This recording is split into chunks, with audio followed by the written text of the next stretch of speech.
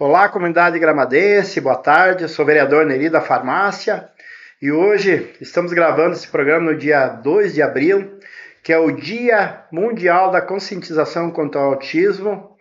Estou aqui hoje com a minha convidada, a Natália, que é fonoaudióloga, especialista em tratamento do transtorno do espectro do autismo, que vai falar hoje para a nossa comunidade sobre o método ABA, né, que é uma terapia aí para as crianças e os adultos que têm o espectro do autismo. E é importante essa temática, né, para a gente estar discutindo. A gente sempre fala que a comunidade que fica engessada, né, Natália, fica inerte, ela fica aceitando as situações e não procura, né, as informações e as melhorias, enfim, o atendimento tu acaba não conseguindo alcançar. Então a gente sempre fala que a comunidade, a partir do momento que ela se movimenta, né, as coisas acontecem. Nós acabamos de participar, né, no plenário aqui na Câmara de Vereadores, de um mini seminário onde você e a comunidade e as tuas colegas também foram muito oportunas e trouxeram informações super importantes dentro do tratamento e do diagnóstico da pessoa com o espectro do autismo. Então, seja muito bem-vinda, Natália. Importante ter o conhecimento aí para estar conversando um pouco com a nossa comunidade. E vamos iniciar aí falando um pouco sobre o ABA, que é um método, então, de diagnóstico e de tratamento aí das pessoas que têm o espectro do autismo. Boa tarde, seja bem-vinda. Obrigada, boa tarde, vereador. É um prazer estar aqui, fiquei muito feliz com esse convite.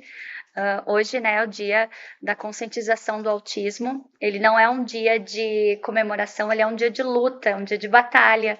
A gente vem alcançando aí alguns passos na inclusão, alguns passos no tratamento.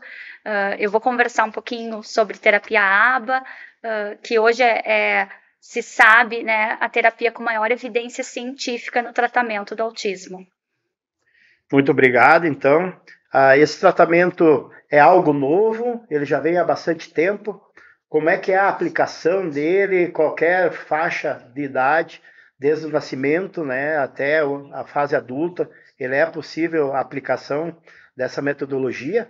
E a gente fala muito também do diagnóstico precoce, né, da criança que tem o espectro do autismo.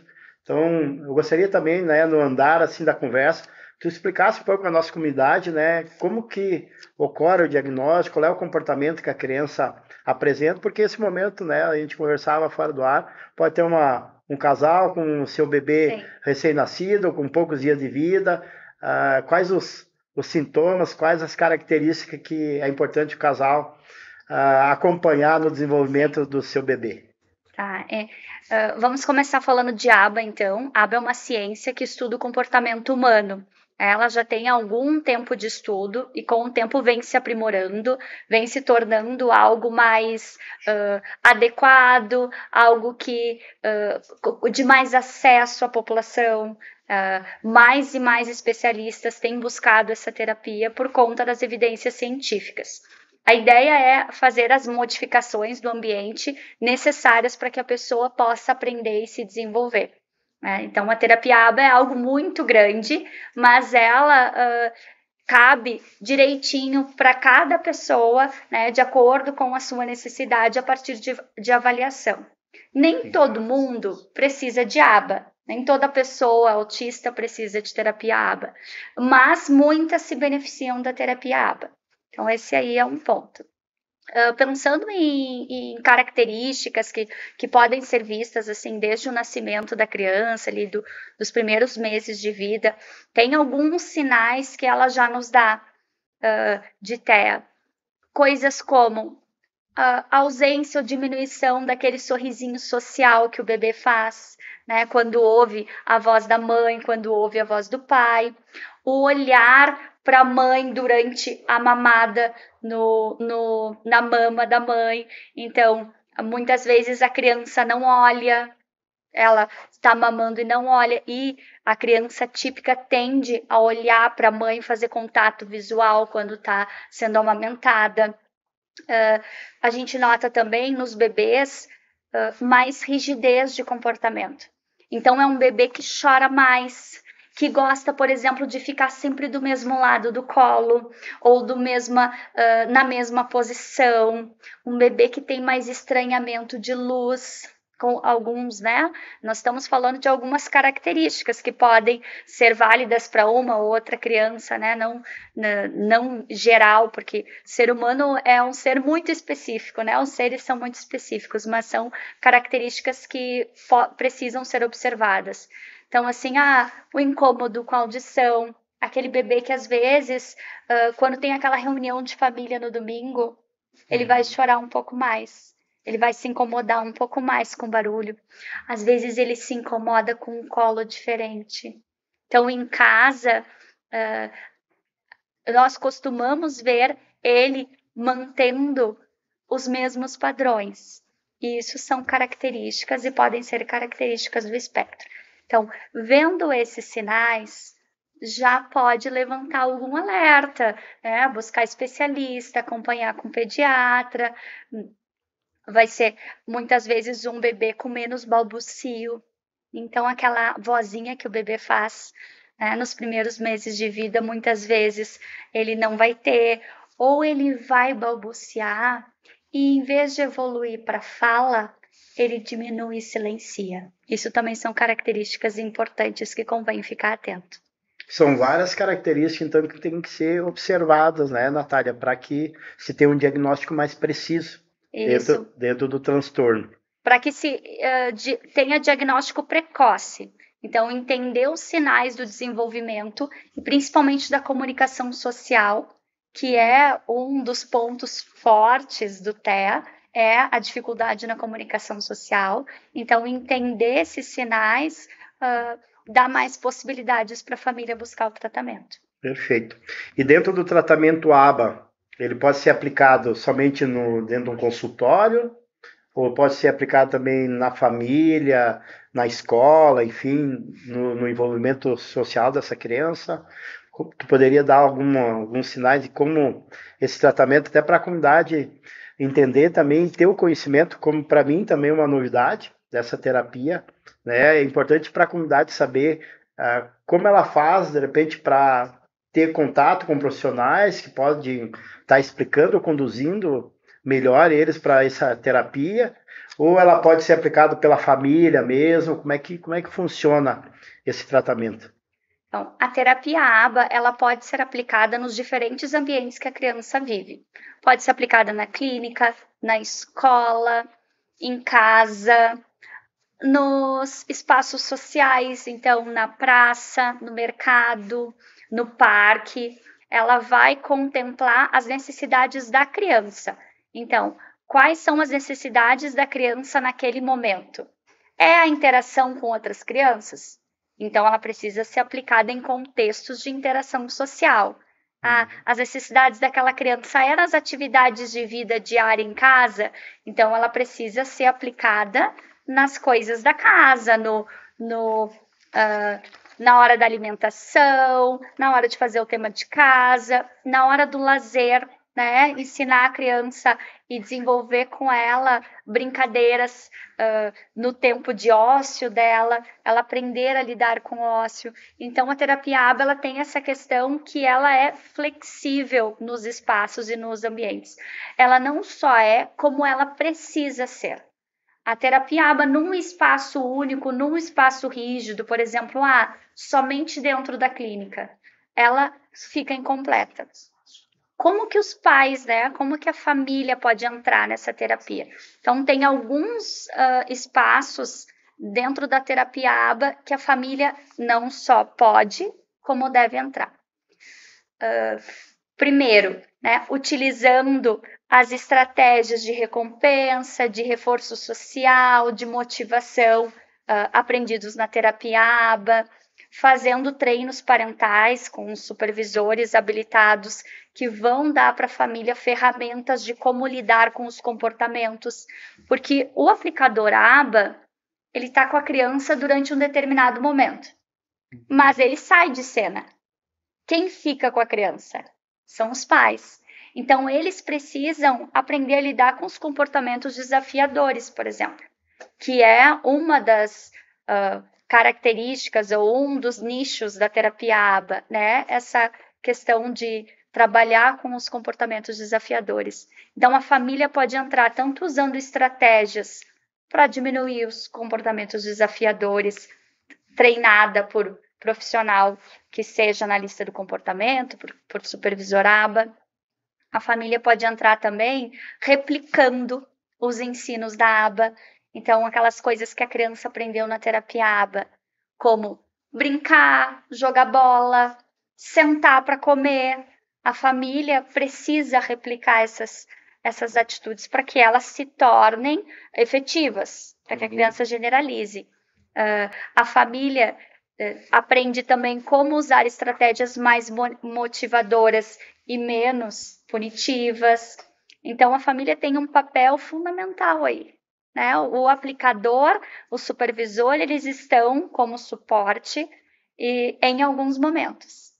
Mas a família precisa, sim, estar envolvida no processo. E dentro do ambiente escolar, Natália, assim, a gente sabe que quando se fala de inclusão, não é só aquela aceitação, como você muito bem colocou no nosso mini seminário, que a inclusão tá, beleza, eu acho que está superado isso, mas como fazer agora todo esse trabalho de entendimento, né, social, né, de análise comportamental, tanto a gente fala muito da rede de apoio, né, da Secretaria de Assistência Social, Educação, a Secretaria de Saúde, a APAE.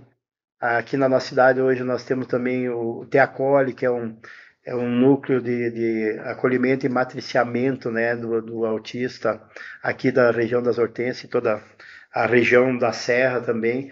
Como que se faz essa conexão, né, para que todos esses setores entendam, né, desse trabalho e da importância do papel de cada um para, no fim, estar trazendo mais qualidade de vida. A gente sempre fala que o pai e a mãe, pela tendência natural, serão os primeiros a partir desse plano, né? E a criança com autismo, a tendência ou a expectativa é que ela consiga depois se virar por conta. Dentro de uma sala de aula, por exemplo, além, claro, do professor, ele não pode trabalhar só a questão dentro do ABA com o autista, ele tem que trabalhar também com os outros coleguinhas ali, né? Poderia dar um exemplo prático, assim, numa sala de aula, como que esse método pode ser aplicado? A sala de aula hoje é o nosso grande desafio, né? Porque é dentro da sala de aula que as crianças têm as experiências mais ricas, ou deveriam ter, né? Grandes experiências. Elas estão sendo aceitas, e aí muito bem colocado, né? Já superamos isso, esse passo foi dado, agora tem o passo de serem incluídas.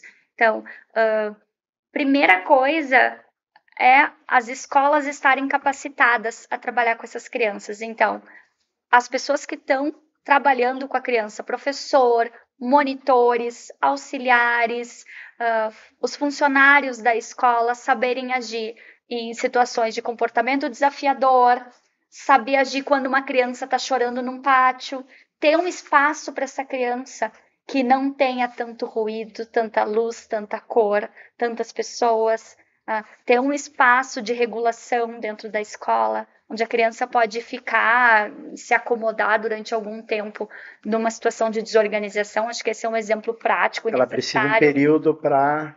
Algumas crianças vão precisar. Algumas crianças vão precisar, vereador, assim, com um excesso de estímulo, que tem uma sala de aula, ficar um tempo sem aquele estímulo. A escola é muito rica, a sala de aula é muito rica. Então, tu tem barulho, tu tem criança levantando, tem a professora falando. Então, esse espaço de regulação dentro da escola eu coloco como um dos pontos primordiais. Outro ponto primordial é todos estarem capacitados, né, na escola, desde a pessoa que atende lá no portão, até a pessoa que está diretamente com a criança, ser capacitada para entender os sinais, os comportamentos dela e as melhores formas de ensinar. Maravilha.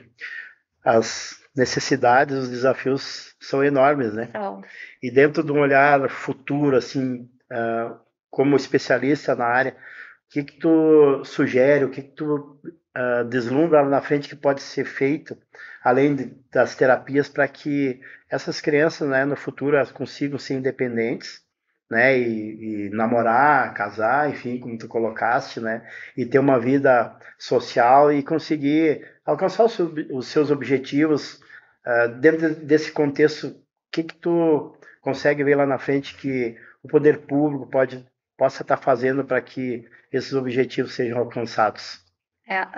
Eu vi hoje um passo importante aqui em Gramado, que é a disseminação de conhecimento. Então, eu vi algo muito rico aqui dentro, que eu gostei muito. Acho que esse é um passo que foi dado e ele precisa ser valorizado e mantido. Muito conhecimento.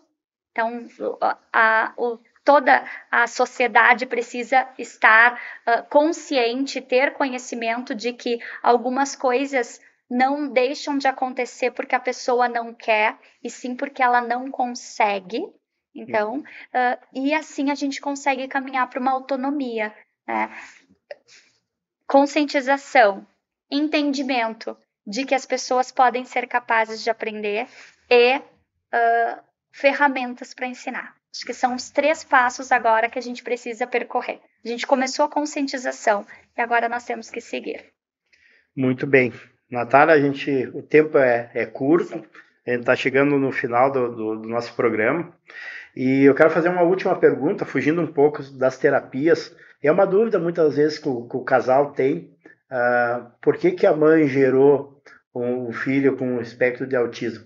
Tem uma explicação científica que tu consegue trazer uma explicação assim para esses casais que tenha, de repente, o seu filho com um transtorno, que ele possa entender um pouco o que ocorreu, né, durante a gestação, ou são vários fatores, né, que se tem que combinar para que isso ocorra, só para trazer essa informação também para essas famílias. Essa é uma pergunta, né, que é bastante disseminada. As pessoas são curiosas para saber isso. O que se sabe hoje é que o autismo é genético. O que nós temos ali são genes. Então, hoje a gente tem exames já e estudos, né? Não são simples, é uma série de exames e estudos genéticos que mostram já genes relacionados ao TEA. Então, afinal, o autismo, ele é ambiental, qual é o fator do autismo? O autismo é genético, ele vem da genética. Muito bem. Obrigado, Natália, pela tua participação. Obrigado por ter aceito o convite aqui da Comissão da Pessoa com Deficiência, aqui da Câmara de Vereadores. Comissão importante, que eu sou autor desse projeto, a gente criou em 2021. De lá para cá, a gente teve várias conquistas aqui na nossa cidade. Das conquistas que nós comentávamos foi que, no ano passado, nos eventos do Natal Luz, depois de quase 40 anos, 39 anos do Natal Luz, esse ano completa 40 anos, a gente teve um primeiro evento do Natal Luz com cabines acústicas pro autista. Então foi uma conquista aí da nossa comissão, através do presidente do AMA, Elisandro, que está participando aqui com nós hoje. E só para colocar para a nossa comunidade, a gente está gravando esse programa no dia 2, que é o Dia Mundial da Conscientização do Autismo, mas ele vai ao ar provavelmente na sexta-feira. Então, só para não distorcer sobre a data. E as informações que tu trouxe, as tuas colegas, foram muito importantes. A gente conseguiu lotar o plenário, a comunidade participou, e é isso que as coisas vão acontecendo, e é por esse caminho que a gente acredita que as conquistas possam vir. Então, agradeço, né, pela tua participação e a sua fala final aí do nosso programa. Quero agradecer, então, o convite de estar aqui, né? Fiquei muito feliz de poder participar. Fiquei muito feliz também de ver esse movimento. Que seja o primeiro de muitos. E vai ser. Muito obrigado. Muito obrigado. Obrigado, comunidade gramadense. O vereador Neri da Farmácia está com o seu gabinete sempre à disposição. Agradecer ao meu assessor, Gledson, por também proporcionar e fez um esforço grandioso juntamente com os colegas para promover esse dia importante e com muito aprendizado para todos nós. Muito obrigado e um grande abraço a todos vocês.